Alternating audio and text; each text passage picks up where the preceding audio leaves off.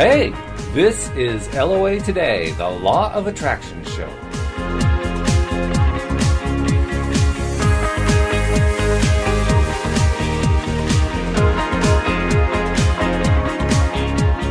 Welcome to LOA Today. My name is Walt on this Thursday, May 18, 2017. And I have a little sad news to relate. Joel Elston, unfortunately, well, fortunately for him, he's doing great. His new position as director of the clinic that he has helped to found in the Richmond, Virginia area is just taking off. And his relationship with his two foster sons is really flying. Everything is working out so well in his life. So well, in fact, that unfortunately he can't do the show anymore, which is sad for me because we had such a great time doing it. But we have a year and a half of legacy of all the shows that we did, and it was just a great time. So, Joel, we wish you all the best. And we have a new co-host that's going to be joining us next week.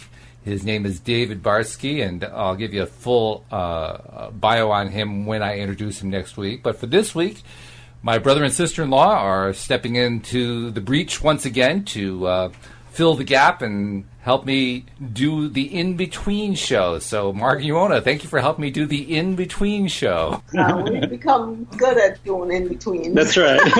It's good to have a skill, I've always felt. Yes. And as often happens, we were actually kind of struggling for a topic this week.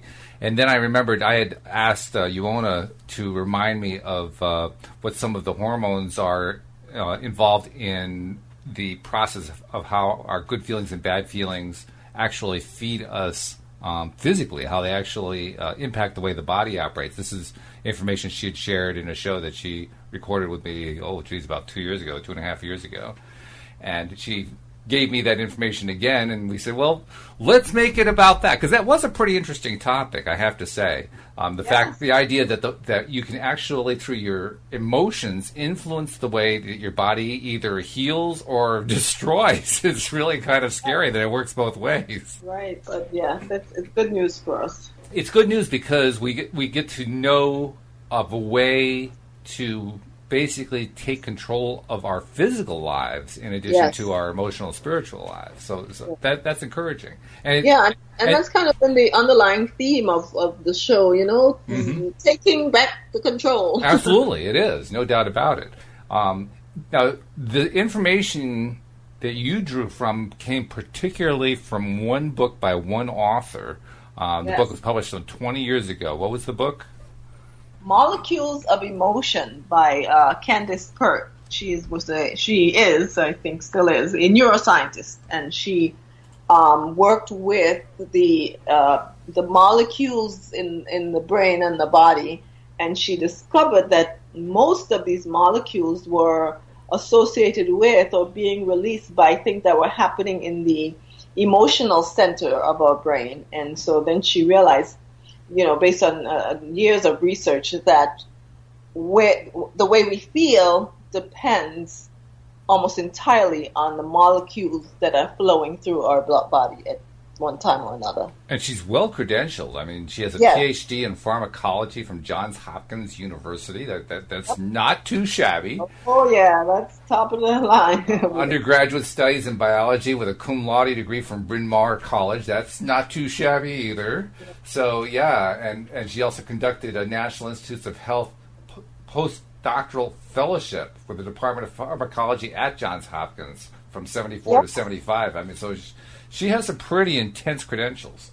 She does, yeah, and I think she either worked for a Nobel Prize scientist or she was in the running for one or something about a Nobel Prize being talked about in relation to her and her work.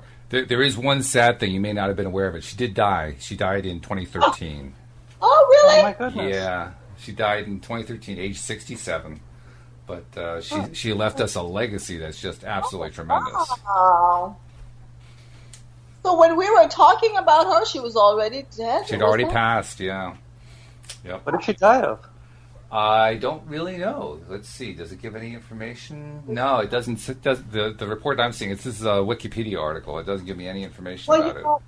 One of her, she wrote a biography / thing. I read another book, not The Molecules of Emotion. She wrote another book, and there was some mention of her dealing with some illness, but it was nothing serious. I guess I don't know. Well, now I have to go research that. So yeah. Well, I'm sorry to put a downer on it, but let's go to the positive side, because the molecules of emotion basically set a new standard in terms of our understanding of the control we have over our own bodies. And maybe just give like a 2-minute overview. What does the book teach us? Well, firstly, even though learning of her death was sad, I feel happy about the legacy that she's left. In terms of what she has helped us understand, and she was one of my heroes as a female neuroscientist and all that. So I'm still happy. But so she basically helped us understand how emotions work, because we had this kind of nefarious idea about emotions as feelings and things that we couldn't really touch or see, or then she kind of made them physical, right? So now she says that there are these hormones or neurochemicals, and they are circulating in our body in response to what we're thinking, which is controlled by the emotional centers of our brain, and then they get released by the hypothalamus, and as they flow through the body, there are receptors on our cells that these molecules are then going to latch on, and that those receptors allow the molecules to enter our cells. And when they enter our cells, the reactions that they trigger is responsible for the way we feel. So, for example, the feel-good hormones, the endorphins, and the serotonins, when they are flowing and are entering our cells, we feel happy, we feel optimistic, we feel energized. But when we have cortisol or adrenaline flowing through our system, especially for extended periods of time, that's when we start feeling stressed and depressed and angry and frustrated and all that kind of stuff. And to give us an idea of just how, I'm not sure what the word is I'm looking for, mind-bending, I guess, is perhaps the word, this whole bit of research is, our knowledge as a human species about endorphins, about about adrenaline and about dopamine and the hormones, the neurotransmitters, it's only about 40 years old, isn't it? I mean, it hasn't been around for a long time. Yeah. And she was at the forefront of learning this stuff. Exactly. It was relatively new stuff, and we went from discovering that they existed, and there's a funny story because adrenaline and epinephrine are the same molecules, but they were discovered by an American scientist who called it adrenaline, and then a British scientist discovered the same molecule and called it epinephrine, and it was only years later they realized it was the same molecule. Nobody ever bothered to look at the molecule? Oh my goodness. Hey, Frank, I mean, this molecule looks an awful lot like ours. I mean, time when science was not as collaborative as Really? Yeah, I know. Well, now you have the internet and people are sharing, and that's true. Yeah, that's true. It's a lot different. But yes, so they were discovering the existence of these molecules, right? And then we weren't quite sure what they did, and then we moved there from the realization that they existed to the fact that they were associated with, there was the sex hormones, estrogen and testosterone and all that kind of stuff. And we kind of figured, okay, one dominates in men and the other in women, that kind of stuff. And we moved from there to really understanding that these hormones are specifically associated with certain functions. But what Candace Perth did was actually mapped out the reaction, each stage, each step of the reaction, which had not been done before. So it was quite enlightening. So in your introduction, you pointed out that there are feel-good hormones and neurotransmitters and feel-bad hormones and neurotransmitters. Yes. By the way, let's also define our terms here. We don't really want to make this a science lecture, but what exactly is a neurotransmitter? So a neurotransmitter is the term given to a neurochemical that flows between neurons. So you have two neurons and they meet, and there's a gap between them. They don't actually touch. There's a small gap called a synapse. And when neuro energy or information is being transmitted through these from one neuron to another, it does so in the form of these neurotransmitters. So one neuron, number one, will get an electrical impulse, and it will cause a release of these neurotransmitters that will then be picked up by neuron number two. It releases it into the synapse, and then neuron number two picks it up, and then it passes on to neuron number three, and that's how impulses and information travels throughout the nervous system. And this is pretty significant stuff, wasn't it? Because the whole concept of a neurotransmitter kind of upset the earlier model about how the nervous system works. I mean, they thought it was just all purely electrical impulses, and this said, no, it's not. It's more than that. Right. Yeah, there was like these funny chemical things involved. Chemical thingies. Because it was kind of, it was very controversial 40 years ago, because we had the diehard electrical people, who said, chemicals, that cannot be that, And then there were the neurochemical people who were saying, hello, I think we got something here that you guys might want to pay attention to. And I think the original scientists, they went to their graves holding on to their respective beliefs, and it wasn't until later on when we had the more sophisticated tools that we could actually see things in real time and measure the release of these tiny blips of neurochemicals, because the change in the concentration is so minute in terms, relatively speaking, that it was hard to actually detect what was going on. But now we can, and so now we know that there are some electrical connections where neurons touch, but those only make up, I think, maybe 5 to 10% of all the connections in the body, because for the most part it's a chemical transmission that takes place.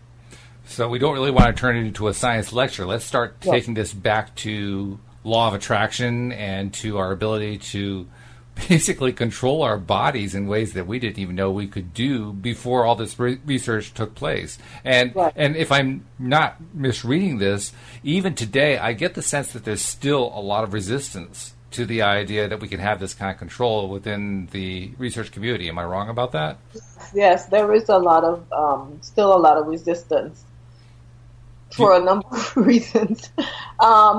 The whole idea of you being completely responsible is something that some scientists have a problem with, because, they still believe that genetics and the environment and, the things you eat and all that kind of stuff are stronger determinants, is that a word? Mm-hmm. of what's happening to you. But what Candace Pert is saying, that you actually have more control than you realize, because what she discovered is that these neurochemicals or neurotransmitters, the release of them is controlled by the area in the brain that I mentioned earlier, the hypothalamus, which is basically the chemical lab of your body. It makes the chemicals, but that hypothalamus is then controlled by your brain, and it's controlled by the area of your brain that's responsible for your emotions. So basically, when you think a thought, and it could be consciously or subconsciously, when you respond to your environment, where you see something or you hear something or you feel something, that then turns on certain areas of the hypothalamus, and particular chemicals are released, and then you, as they affect the cells in your body, then a feeling or an emotion, as it were, is produced. Okay, so now let's turn it into something that we can actually use, because right now I feel like we're in science class, and and I did okay in science, but a lot of people didn't, and I'm afraid that we're losing people. Yes.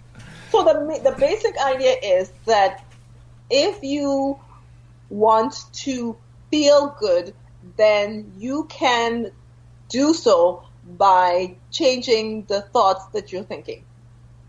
Okay. And does that have particular consequences?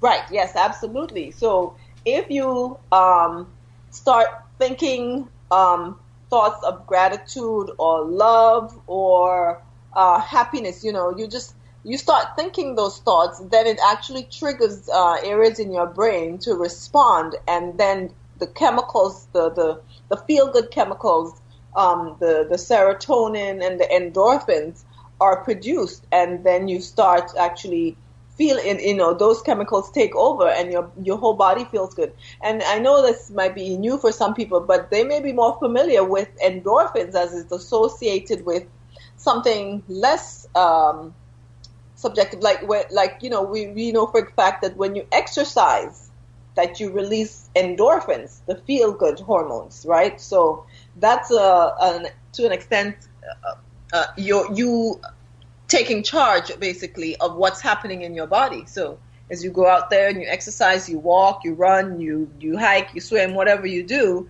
then those endorphins are released, and eventually, within a period of time, you start feeling a lot better than you were before you started exercising. And I didn't realize that endorphins are essentially painkillers. Yes.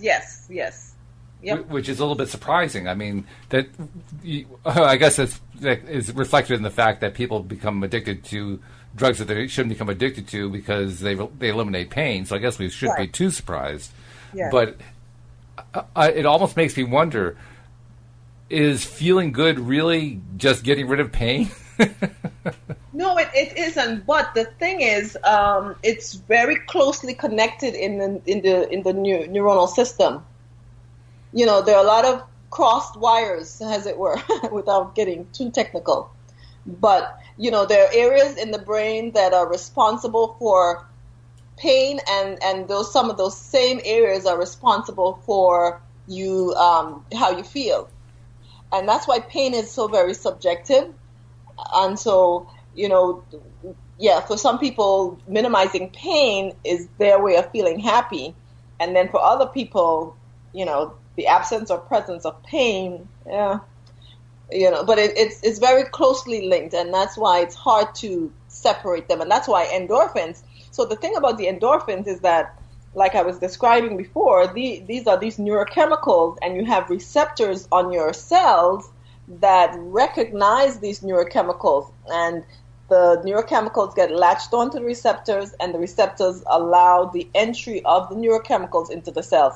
So the receptors are on regular cells, skin cells, stomach cells, liver cells, as well as on the neurons, right? So you have neurons that are responsible for pain, and they have receptors for endorphins, but you have the same receptors on other cells. And that is why there is this very close relationship between pain and the absence of pain and feeling bad or feeling good, feeling happy or sad. I think we're back in science class again, so maybe we need to go in a different direction. Okay.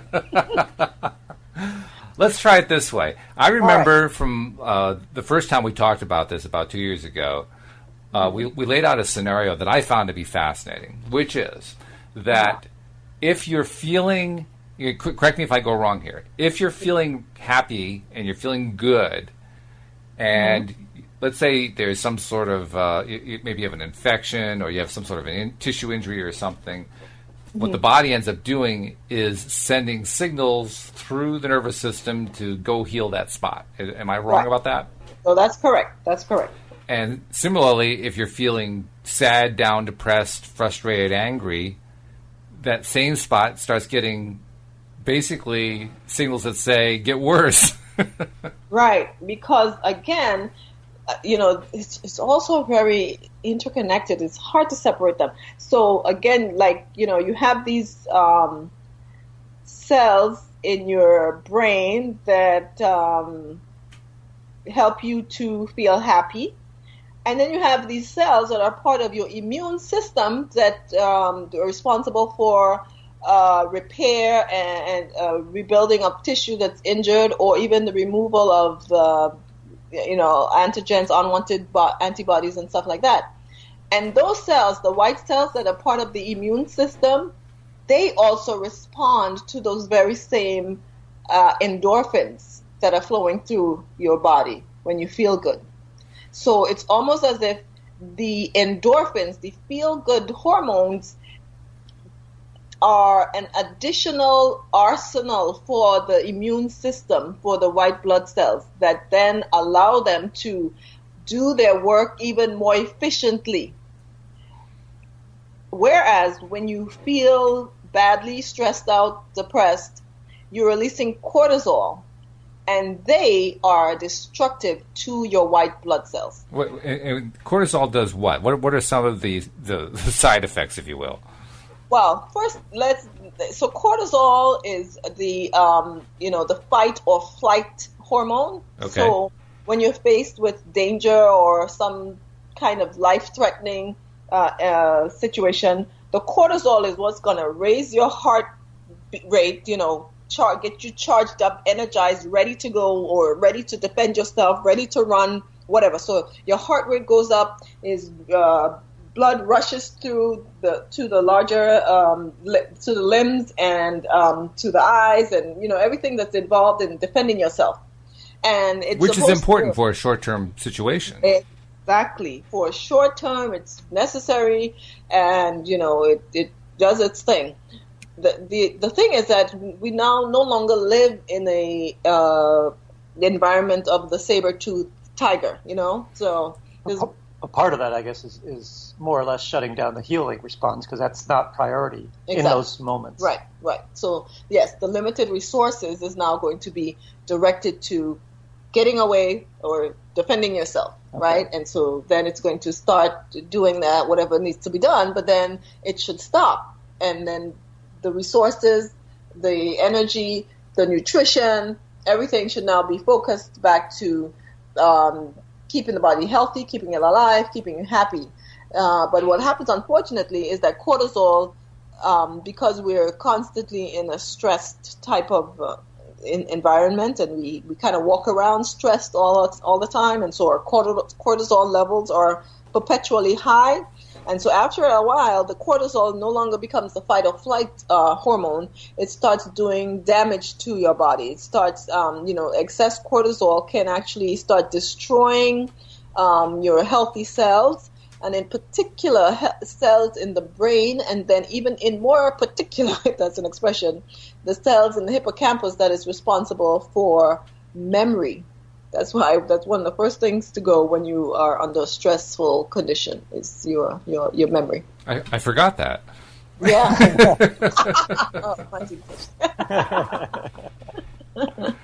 No, but seriously, what that basically is pointing to is that if you live in a state of feeling down most of the time, you're basically sending signals throughout your body to start killing off cells. Yes. And how many people live like that? Yeah, right. Unfortunately. And that's why, there's several quotations around that say about anywhere between 70 to 90% of all the illnesses that we face in our society, the underlying cause is stress. So what the doctors have been telling us for years is true. Stress isn't good for you. They just kind of understated it. Yes, exactly. They really did. I mean, it's not like they were telling you, well, you want to avoid stress because it's going to kill you. They told you, well, it's just not really good for you. Right, yeah. Yeah, you're right, because just like they have a Surgeon General warning on the cigarette packs, they need to have a similar warning about stress. Yeah, I mean, this is pretty serious stuff. It will kill you. And it becomes... Here's that word, it becomes chronic. Yes, exactly. It leads to chronic conditions. How many chronic illnesses are there in society today? It's astonishing. All the major ones are chronic. So it makes me wonder, are they all connected in this way? Yeah, because we did a good job of getting rid of, all the biological type diseases, so now the only thing that's killing us are these chronic, quote, lifestyle diseases that are perpetuated or caused by stress. The good news is that they're all reversible. If you remove the stress, the disease gets better and even goes away in most cases. And this is the other part of what we talked about 2 years ago that really caught my attention, because not only is it reversible, but you were telling me about how quickly the body responds. Right. I mean, if I remember correctly, when these neurotransmitters start transmitting, because we're feeling either the happy side or the positive side, the negative side, let's assume it's the positive side because we're into positivity here. The moment that you start putting out these positive feelings, 90 seconds later, your body is affecting the cells that need to be healed. 90 seconds. I mean, that's like that. That's pretty quick. Yeah. I just recalled that was from another book that we read, Stroke of Insight, by the other neuroscientist, Jill Bolte-Taylor, who suffered a stroke herself and who was able to, while still debilitated, to understand everything that was happening to her, because she had been a neuroscientist for over 10 years or more at that time. And even through her rehabilitation, she could understand exactly what was going on. And that was one of the insights that she shared about the 90-minute rule, that you can actually change. And it would make sense that our bodies would be designed like that because, like, for example, the cortisol, it's not intended to persist. So it's supposed to be something quick and immediate and then goes away. You said 90 minutes. Did you mean 90 seconds? Sorry, 90 seconds. Okay. Whoa. Yeah, that would be a long time, wouldn't it? Well, actually, it isn't, considering how often and how long we tend to stay in the negative, depressed state. But, True. It's longer than we have the tolerance to wait in many cases. Yeah, it's kind of, I've heard it so many times, we're kind of taking it for granted, but 90 seconds is pretty quick, because we can stay in a funk for a long time. For days, weeks. Yes. And basically what she said is when that's happening is that we are actually re-triggering the release of those stress hormones every 90 seconds. That's why it persists. Which is fascinating. From the moment that you told me that on that show that we did a couple of years ago, that was the point at which I became firmly committed to trying to improve my positivity levels on a day-to-day basis. And there are a couple of things that have come out of that. First is it's amazing how difficult it is to make the change on a consistent basis. Yeah. I mean, I've made a lot of strides. I am certainly positively oriented, feeling positive a lot more of my day than I used to be 2 years ago even. But at the same time, it's like we have this built-in default mechanism that says, stay on the depressed side. The dark side of the force is awaiting you. Right, because we've fallen into these habits, like you said, these default kind of attitudes and feeling.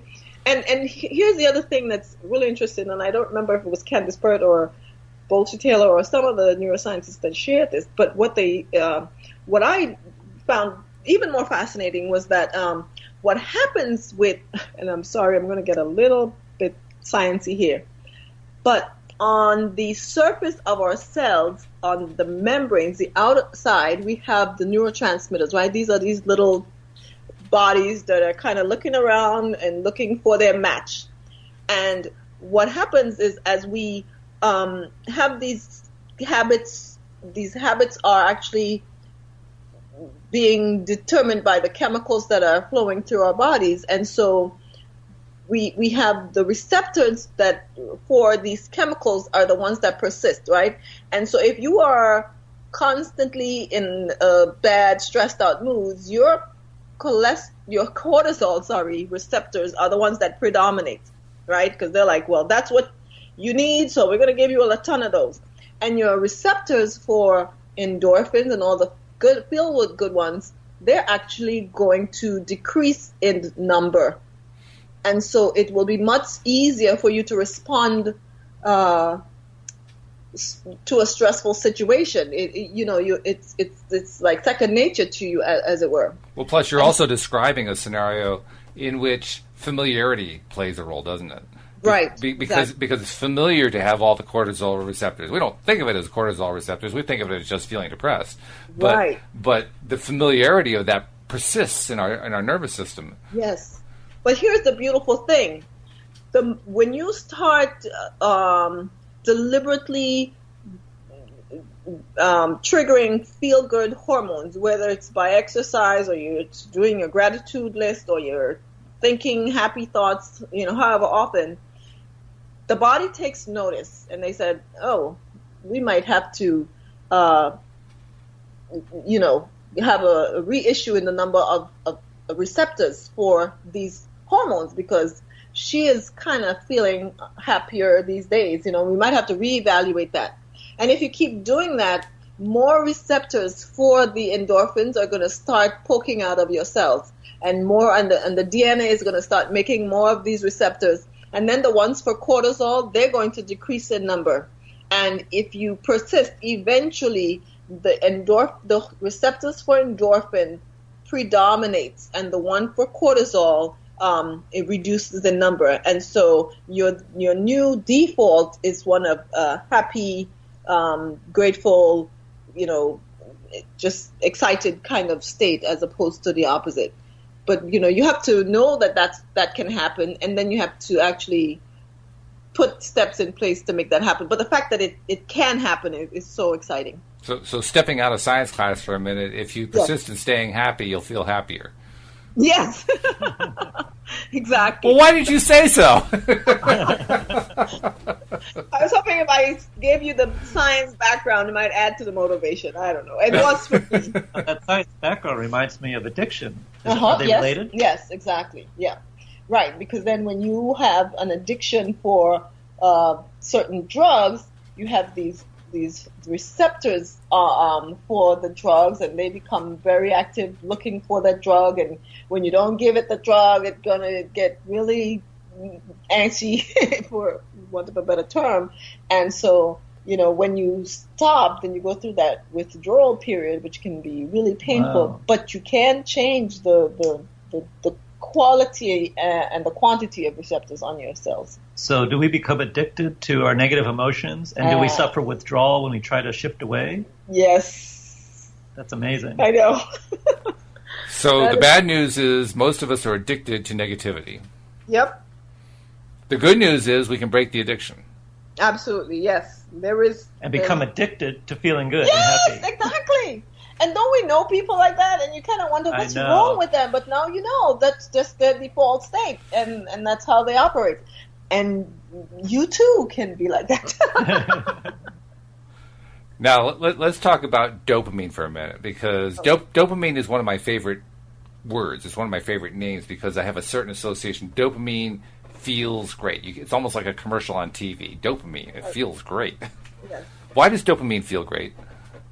So dopamine is like serotonin, like endorphins. It's one of those neurochemicals that when it gets attached to the receptors and enters the cells, there are a number of reactions that take place, and those reactions are all life-giving, health-giving, feel-good type of reactions, and so it produces that kind of response in you.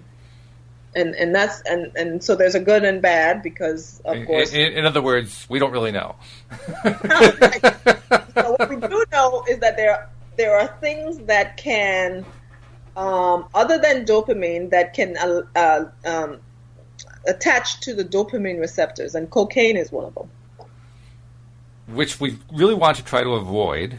Right. We want to use the actual natural dopamine built into the system. Exactly. Right. Yes, because what we do know about dopamine, so like endorphins are released when you exercise, and serotonin is released when you think happy thoughts and you're hopeful for the future, and oxytocin is released when you hug your favorite person.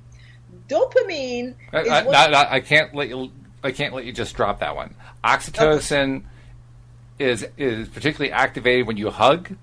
Yes, it's actually nicknamed the hug hormone. So we should be doing more hugging. Yes.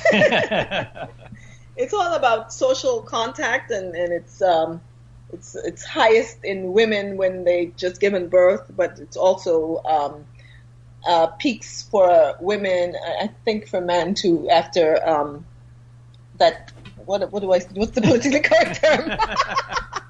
Intimate relations. Yeah, there we go. So getting back to hugging, I hate to distract us, but yes, but when you hug, you actually release oxytocin. I have to ask this question: why hasn't anybody been touting the hugging cure? I don't know. There are some people, I think, but they're a very small group. Yeah, there are scientists who work exclusively with this hormone, and they do great work. I've heard some lectures by some of them, and they kind of get relegated to the back of the hormone group for some reason. I don't know. They're kind of the new kid to the dance. So, but this is pretty important stuff. I mean, literally, the act of hugging another person is physically good for both of you to the point where it helps you get into that positive, habitual place to be. Yes. That's significant. Yeah, it is. Helps you heal. It does, exactly. Yeah, it's a powerful hormone, but we are just kind of now learning, a lot about, we know how, when it's released, but in terms of all the good things that it does, we're just now learning that. Well, this is even a little bit more exciting than 2 years ago, because I don't even remember talking about oxytocin and hugging. But Probably not. But hugging, I mean, shoot, what the heck are we waiting for? Hugging is one of the nicest, most fun things you can do. Why are we, not saying, hey, we need to have 25 hugs a day in order to feel better. Let's do it. Yeah, there are people who do say that. Yeah, they actually do say that you need, because they say, there's a number for how many men need and how many women need. Oh, they do have it broken down. Okay. Yes, they do. Well, with this information, then, first of all, it helps me to understand why it's been a little bit of a struggle to try to get myself into the positive framework, if you will, on a regular basis. Mm-hmm. It also reinforces why it is that when you start bringing more of a positive attitude, positive feeling into your life, and you stick with it, it tends to stick with you. Yeah. Because it seems like this addictive quality works either way, depending on which hormone you're talking about, right? Yeah. So, on the one hand, we do have the power. On the other hand, we have to work at it. Yes. It is within our control. But because of our past, for want of a better word, it's going to take some effort on our part to... Well, I find that to be comforting, believe it or not. Yeah? Okay. And the reason I find it to be comforting is it explains why it is we don't seem to get the instant LOA results that The Secret promises. Oh, I see. Okay, yeah, that's true. Why doesn't it happen? I figured out why it was that a lot of people couldn't make The Secret work. I figured that out a few years ago. This is helping to fill that in, though. Because what I figured out is that if The Secret is... If the law of attraction is responding to our thoughts, and our emotions are basically the meters indicating whether what we're thinking about is congruent with who we are or not congruent with who we are, congruent with what we want to be, not congruent, that sort of thing, then what we really need to be doing is focusing on developing that skill. So why doesn't it work? Well, because it actually does work, just that we're spending all of our time on the negative side. Yeah. And we don't realize it. Most of us don't realize that most of the time we're not being positive. You're right. In fact, I've had conversations recently with a couple people. One of them was telling me, he started off by saying, I'm a very positive person. And then he spent the next 15 minutes describing all the ways that his girlfriend is negative. And he didn't recognize it. He didn't see that going on. I had to point it out to him. And the way I pointed it out to him is, okay, so those are all the negatives. What are the positives? And there was a long silence. He couldn't think of any. Right. He could not think of a single positive. And when I pointed that out to him, it kind of shook him. It kind of surprised him. Because we often don't realize even those of us who think that we're positive, we don't realize just how much time we're spending focusing on negatives. Right, yeah. So now having this information that tells us that our hormones, our neurotransmitters are basically playing off of what we're focusing on and giving us more receptors to match what we're focusing on. Well, no wonder it takes a while to shift. No wonder we don't get a quick result when we start, putting out there, this is what I want, in the field of all the time that I spend talking about the things I really don't want and that I don't like. Yes. If I spend all my day focusing on stuff I don't like, and I spend one little piece of it focusing on what I like, and then I expect the one piece that I like to come through, well, that's not terribly realistic. Right. Yeah, because if we think of it in terms of these hormones and chemicals and the receptors and the neurotransmitters, we realize that, we've been doing one thing for so long, and it's going to take some time, like you said. And so just one burst of endorphin, it's kind of like working with a dysfunctional traffic cop. The dysfunctional traffic cop is saying, okay, stop. All right, now go. No, stop. All right, go, get going. Stop. It's crazy. Yeah. But that's what we're doing to ourselves every day. Right, exactly. Well, now I have more incentive than I did even yesterday to focus on positives, because what I really am trying to do, and this is the part I've known for quite some time, I'm really trying to take my mind off of all the negatives I focus on, which can be a challenge.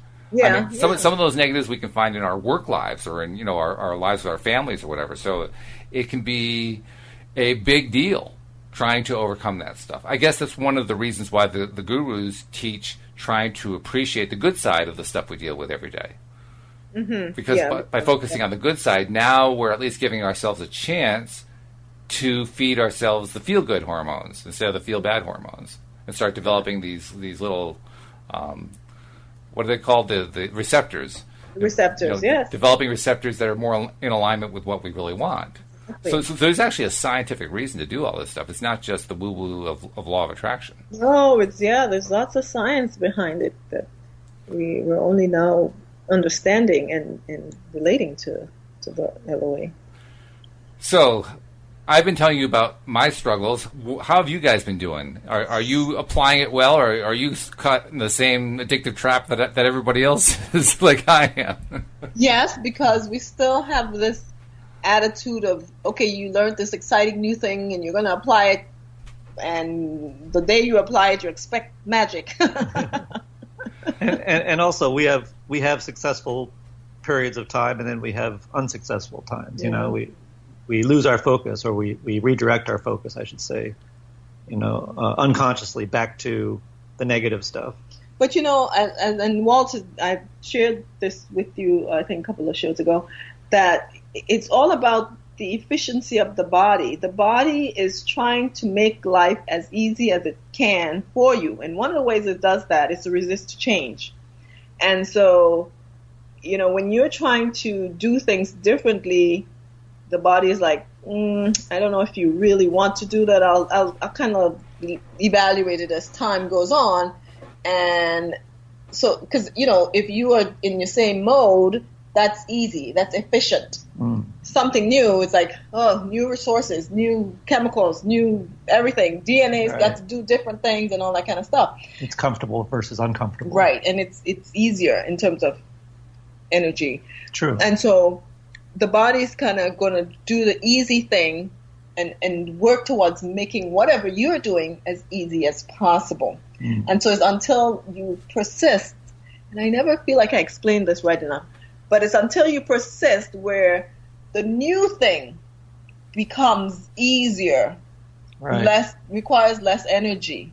And that happens when your conscious mind convinces your subconscious that this is really important. I don't know if that's when it happens. So I'm thinking still at the level of the neurons and the receptors. Because, we've talked about epigenetics, and at the level of epigenetics is where you actually change your DNA. So the DNA is what's producing the receptors. It's interesting you mentioned epigenetics, because that's one of the things Joel's been studying recently. Oh, okay. We were going to spend more time talking about it, and obviously we didn't get a chance to do that. He's fascinated fascinated by this whole concept of epigenetics. Yes, and because what is basically opening up avenues of understanding that previously were limited by our genetically oriented identity and philosophy. right, because for our longest time we thought that once it's in the DNA, it's written in the stone. But now we know that the DNA can be influenced by the environment, and it can change what it does. It's changed its patterns, it's what it produces. And so the DNA that's been producing the receptors for cortisol day in, day out, that's become easy. It's efficient. So to produce the receptors for endorphins now, that's going to be a new task on its list of things to do. And so until the work of producing endorphins, receptors for the endorphins, predominates or takes over the work of producing the receptors for cortisol, that's when you're no longer struggling, fighting. But the task is, the challenge is persisting to that place. I didn't know DNA was involved in that. Yes, DNA is involved. Just not as much as we thought. Right. Yeah, so it's not like you're, once you're born and your parents were this way, then that's, yeah, but no.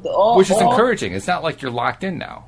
Absolutely. It is very encouraging because previously we thought that, happy people were born happy and unhappy people were born unhappy, But now we know not just that you're born that way, but you're stuck with it. Exactly. And it turns out you're not stuck with it. Now we know that's not the case. And we have scientific evidence, this whole field of epigenetics, as we were talking about, that shows that, you can change your DNA in terms of what it does. Which is really important. I mean, yes, it isn't so much that you're changing the DNA itself. You're changing how the DNA operates, isn't it? Exactly right. Because we in the field of biology and science, we talk about genes that are expressed and genes that are not expressed, genes that are turned on and genes that are turned off, and that's what genetics is all about. And just to get a little bit sciencey, because I'm so excited about this. A little bit. We've been in very sciencey for a while, but go ahead. No, like 10, 15 years ago, there was this push to identify the entire genome of the human body, and everybody that was a whole talk, and finally they did, and then they were surprised to find out that only like 5 to 10% of our genes are actually functional genes that actually produce functional protein. The rest of it, they don't know what it does, and they suspect that it controls the function of these, the smaller amounts of genes. And so epigenetics is the field of studying that 90% of the genetic material and how it works and how it's controlled and how it's influenced by, diet and lifestyle and environment and thoughts and all these other kinds of fascinating things. So, in other words, it isn't the genes. Right. See, you have to learn how to really synthesize it down to the simple. Yes, I learned that, but it's a challenge. I have you to do that, and you do such a great job. Oh, okay. Well, I'll just be your official translator. Okay. It's not about the bike. It's not about the tennis racket. All right, so we have science to back the idea that we can make changes. Why don't we talk about making changes? Okay. Let's get off the scientific treadmill for a bit. We've been keeping the mice busy, so we'll let them continue to do their thing. But our thing is, we don't want to have to be scientists in order to make changes. And fortunately, we don't have to. Yes. Because all we really have to do is decide on a conceptual level, really, what it is we want to focus on.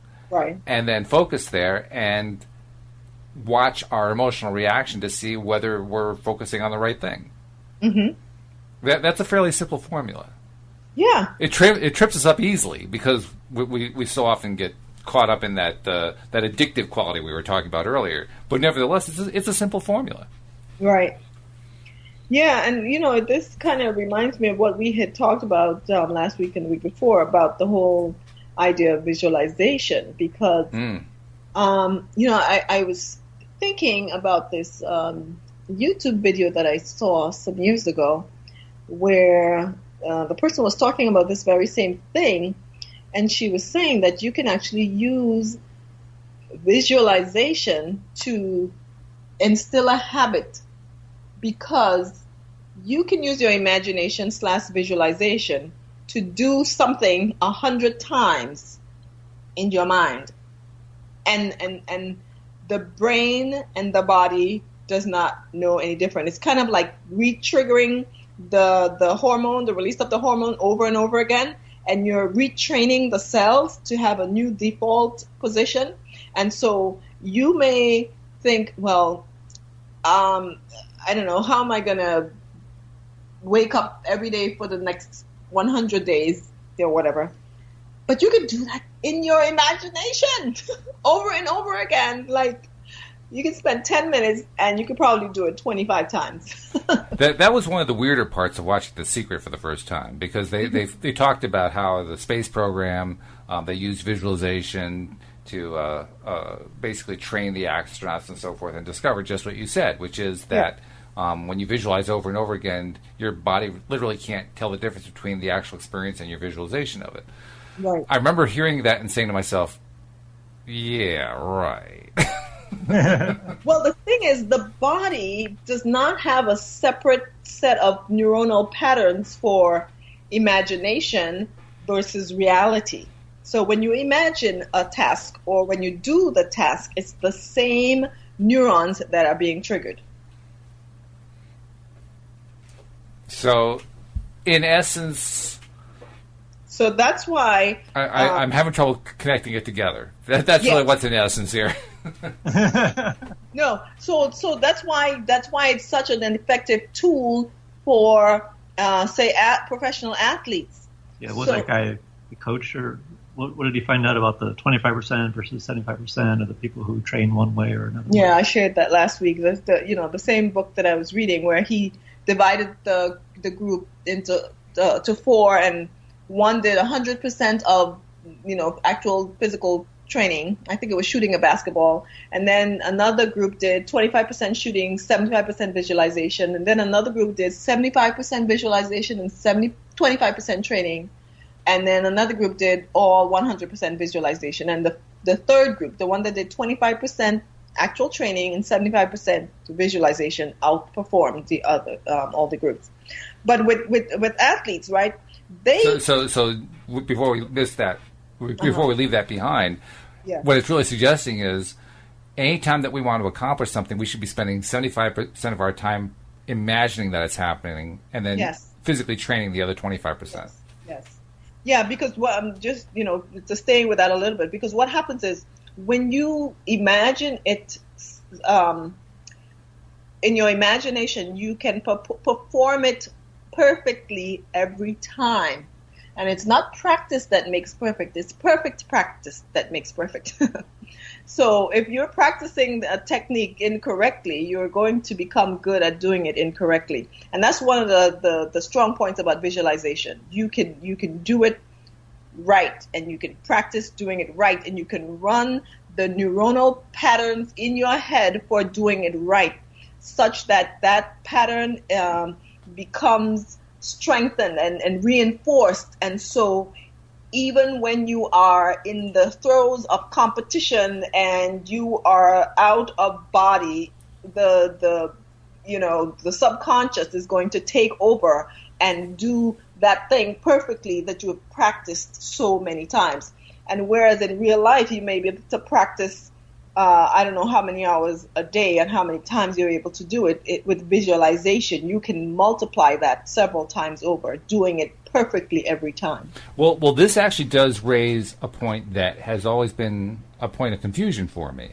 Mm-hmm. Because, as you stated there in your scientific way, mm-hmm.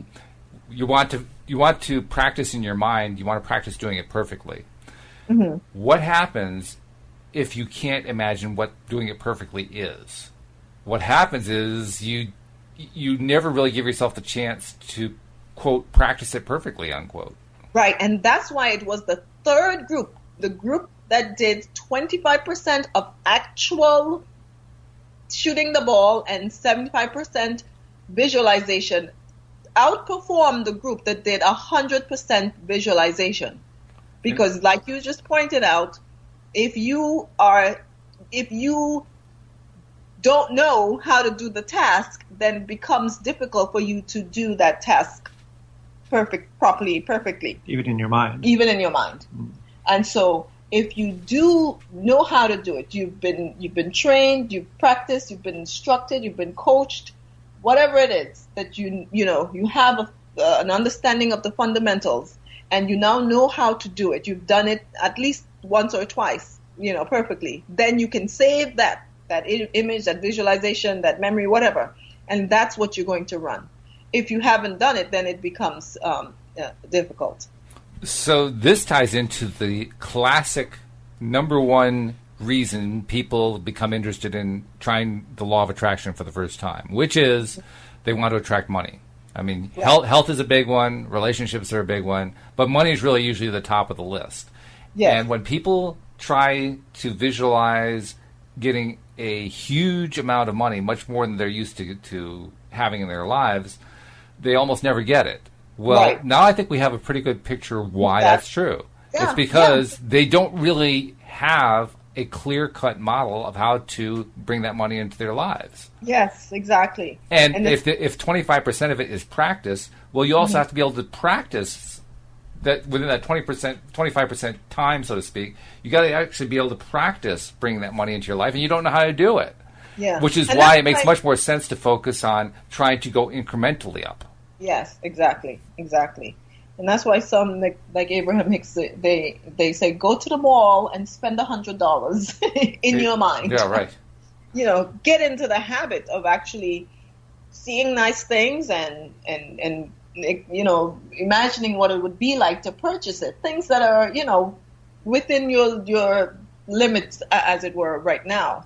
And you keep doing that, and you build and you increase the amount until you become more comfortable. Because like you said, if you go outside of what you're comfortable with or what you are actually able to imagine, because the reality with which you're able to imagine it is what makes the difference. If you can engage all of your senses, so what it looks like, what it feels like, what it tastes like, that is what makes for a stronger visualization exercise, because then you engage multiple areas of the brain and the pattern becomes more widespread, and of course with more neuronal networks being involved, it becomes stronger, and then it really becomes part of the subconscious, as it were, and then it's easier for it to manifest into your reality. Mm. And you used an example of spending money. It also works for making money. Yes. So if you're uncomfortable imagining swinging $1 million deal, no big surprise, start out imagining the $10 deals. Exactly. And then eventually the $100 deals, and so on. And go from there. All right. Well, as usual, we've used up an hour. We're pretty close to it. Not quite an hour. We're like 2 minutes away. I do want, before we leave here, first of all, I want to thank you for all the weeks you've been filling in while Joel wasn't able to be here, and leading up to my new co-host joining next week, David Bradsky. So thank you, both of you, for taking the time to fill in the gap, so to speak. I really appreciate it. You're welcome, and we're always here to fill in the gap. Well, that's a good thing. I also want to remind our listeners the various places you can find us, because while we are here on PRN, and you can find us on PRN every week, we are also findable in other places as well. We'd love to make you permanent subscribers of our show.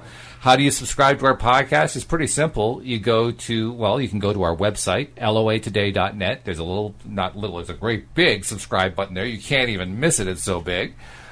We are also now on Apple iTunes. We're in the iTunes store, so you can look for LOA Today in iTunes, and you can subscribe to us there. You can also find us on Facebook and on YouTube, and we even put out little tweets on Twitter when we do shows. So there's a lot of different ways to find us, and it's pretty exciting. And subscribing is free, right? It's absolutely free, and we'd love to have you join us on the journey. So, Mark and Uohna, thank you for joining the journey today. Thank you. Thank you for having us. We'll see you all next time here on LOA Today. Goodbye, everybody.